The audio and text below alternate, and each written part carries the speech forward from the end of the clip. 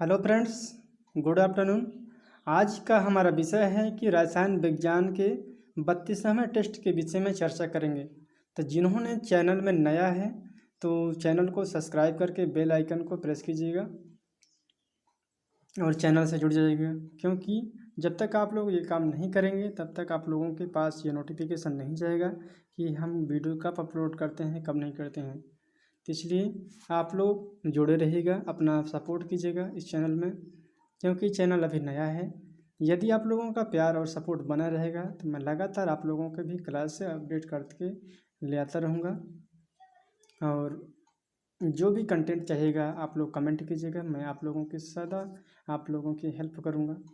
तो फ्रेंड्स, मैं दिल से मेहनत करूँगा। यदि आप लोग इस चैनल में सपोर्ट करते हैं, सब्सक्राइबर को बढ़ाते हैं और अपना सुझाव इसमें देते हैं और जो भी हम कंटेंट प्रोवाइड करते हैं उसका कैसा लगता है, उस कंटेंट के विषय में आप लोग जो भी अच्छा लगे खराब लगे कमेंट बॉक्स में कमेंट कीजिएगा।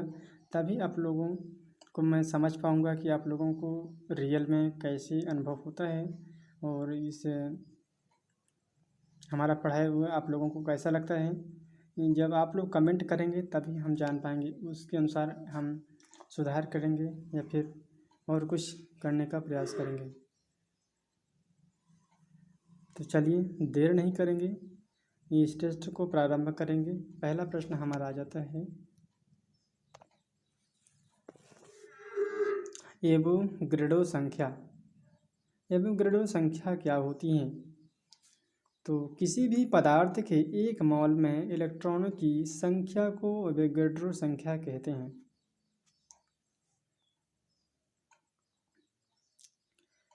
किसी भी पदार्थ के एक मॉल में इलेक्ट्रॉनों की संख्या को एवोगैड्रो संख्या कहते हैं। इसका मान बताया गया है कि 6.22 है। उसके बाद 10.23 की घात में आ जाता है।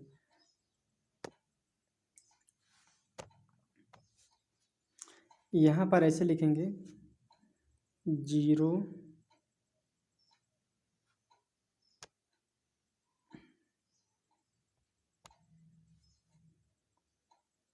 6.022 इंटू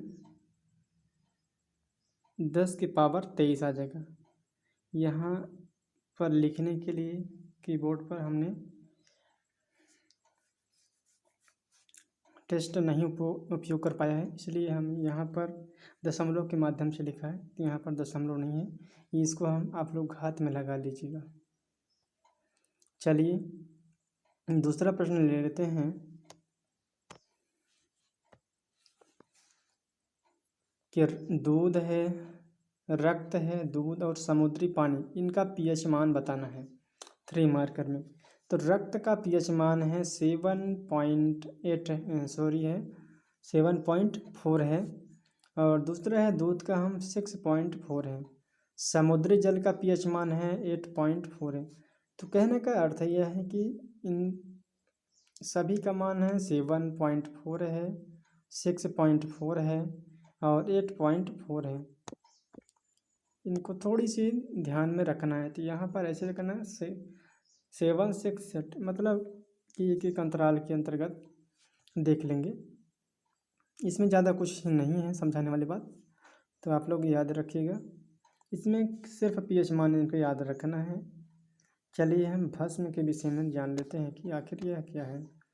ऐसे यौगिक जो यम्ल से प्रतिक्रिया कर लवण एवं जल देते हैं। ऐसे यौगिक जो अम्ल से प्रतिक्रिया कर लवण एवं जल देते हैं। कैल्शियम हाइड्रोक्साइड, कास्टिक सोडा, ये आ जाते हैं। भस्म क्या है कि ऐसे यौगिक जो अम्ल से प्रतिक्रिया कर लवण एवं जल देते हैं।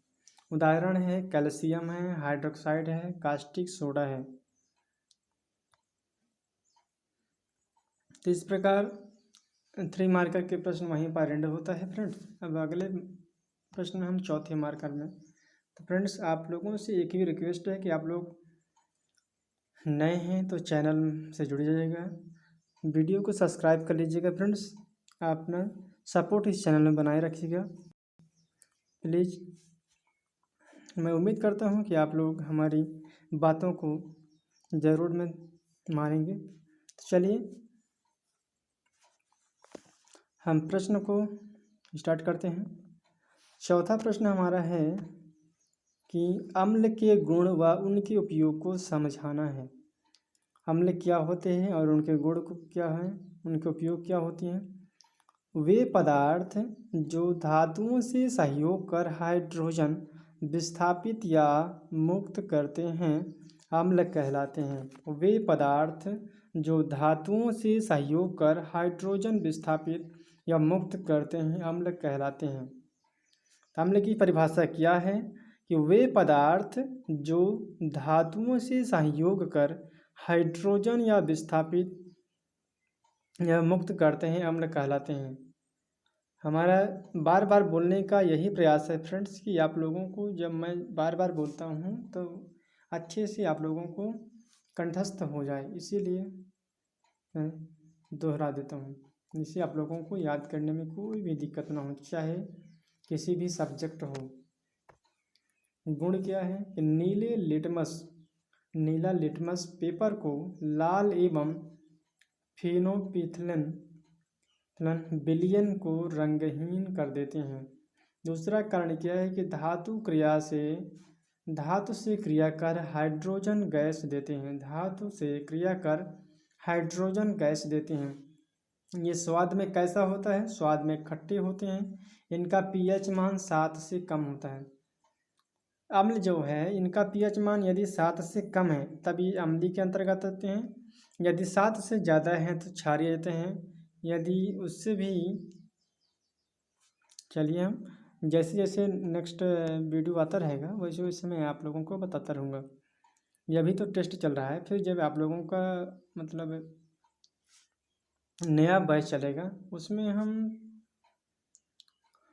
हर एक चैप्टर को अच्छे से डिफाइन करेंगे, जिसमें आप लोगों को सभी के विषय में बताएंगे।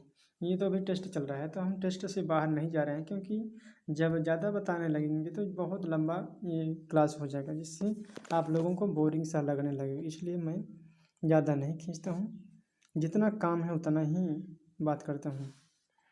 चलिए इनका उपयोग समझ लेते हैं कि उपयोग क्या है।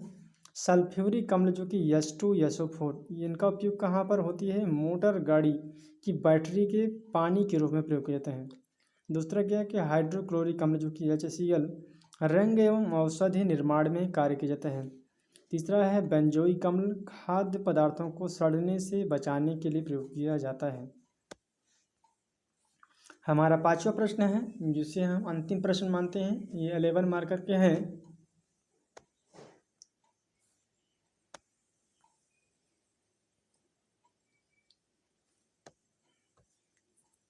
सॉरी, प्रश्नों को तो हमने नहीं बताया, यहाँ पर कहाँ चला गया,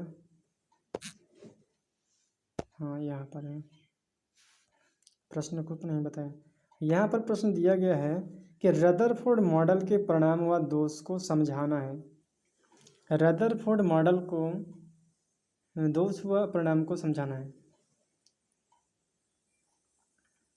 1911 में रदरफोर्ड ने परमाणु के आंतरिक व्यवस्था को दर्शाया है। 1911 में रदरफोर्ड ने परमाणु की आंतरिक व्यवस्था को समझाया है। इसे सौर मॉडल का प्रतिरूप भी कहते हैं।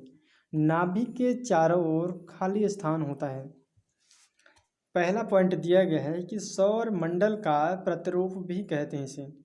नाभिक के चारों ओर खाली स्थान होता है जिसमें इलेक्ट्रॉन घूमते रहते हैं।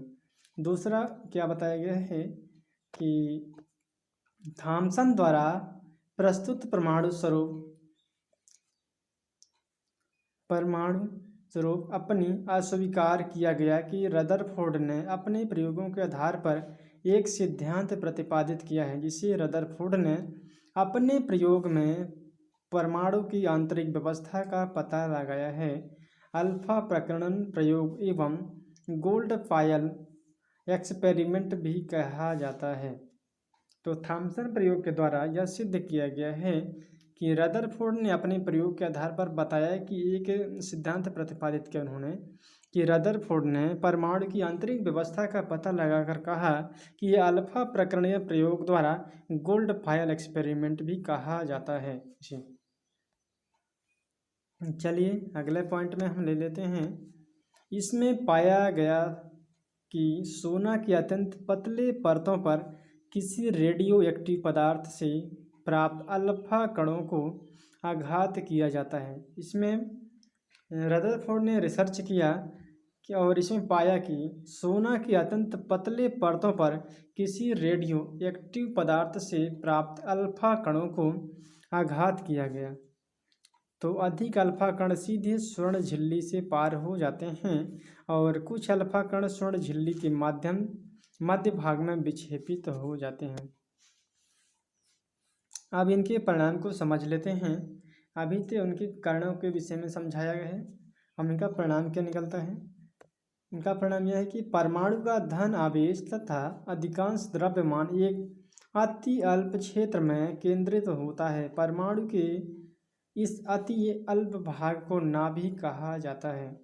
परमाणु का धन आवेश तथा अधिकांश द्रव्यमान एक अति अल्प क्षेत्र में केंद्रित होता है। परमाणु के इस अति अल्प भाग को नाभिक कहा जाता है। नाभिक के चारों ओर इलेक्ट्रॉन वृत्ताकार पथ में तेजी से घूमता है जिसे हम ऑर्बिट कहते हैं। तीसरा पॉइंट क्या बताया गया है। तीसरा पॉइंट में बताया है कि रदरफोर्ड ने परमाणु के केंद्र में धन आवेशित नाभिक की खोज की। रदरफोर्ड के नाभिक में धन आवेशित कण है। प्रोटॉन की जानकारी सर्वप्रथम 1911 में दिया गया है। चौथा है कि इलेक्ट्रॉन और नाभिक आपस में आकर्षण विद्युत बल द्वारा बंधे होते हैं। स्पेक्ट्रम की व्यवस्था में सफल रहा है। रदरफोर्ड मॉडल के दोष क्या हैं। इनका दोष ये है कि रदरफोर्ड मॉडल किसी भी परमाणु की स्थिति व्यवस्था नहीं कर पाता है। यह मॉडल इलेक्ट्रॉन संरचना के बारे में कुछ भी वर्णन नहीं कर पाता है। इनका दोष यही है कि रदरफोर्ड मॉडल परमाणु की स्थिति को व्यवस्था नहीं कर पाता है और इस मॉडल के माध्यम से ये संरचना के बारे में कुछ भी नहीं बता सकता है। यही इनका दोष है। और तीसरा स्टेप में क्या है कि ये इसमें इलेक्ट्रॉन नाभिक के चारों ओर किस प्रकार विद्यमान है या उसकी ऊर्जा क्या होती है यह बता नहीं सकता है। तो इस प्रकार यह निष्कर्ष निकलता है कि रेखीय स्पेक्ट्रम की व्याख्या में सफल रहा है। तो इस प्रकार रदरफोर्ड मॉडल को आप लोगों ने समझा होगा इस टेस्ट के माध्यम से। तो उम्मीद करता हूँ कि आप लोगों को थ्योरी समझ में आ गया होगा। फ्रेंड्स, हम टेस्टों की श्रृंखला लिए हैं तो इसलिए ज़्यादा देर तक नहीं टॉपिक पर बात कर सकते हैं। इसलिए जब हम नया बैच स्टार्ट करेंगे 2025 की, तब तक में आप लोगों का प्रीलिम का नोटिफिकेशन आ जाएगा, जिसलिए आप लोगों भी एक्टिव हो जाएंगे पढ़ने के लिए। अभी तो आप लोग एक्टिव थोड़ी कम हैं। तो चलिए, ऐसे कोई बात नहीं, आप लोग अपने मेहनत पर लगे रहिएगा, क्योंकि सफलता एक दिन की बात नहीं है। सफलता बहुत सालों से लगातार आदमी परिश्रम करता रहता है, रेगुलरिटी मेंटेन करता है, तभी जा कर के और कुछ स्ट्रेटजी होती हैं और उसे निरंतर फॉलो करना चाहिए, तभी आप लोग अपने एग्ज़ाम में सफल होंगे। तो मैं उम्मीद करता हूँ कि आप लोग जल्द से जल्द अपने एग्ज़ाम को टारगेट करें और क्वालिफाई हों। चलिए, थैंक यू सो मच। फिर मिलेंगे। जय हिंद, जय भारत।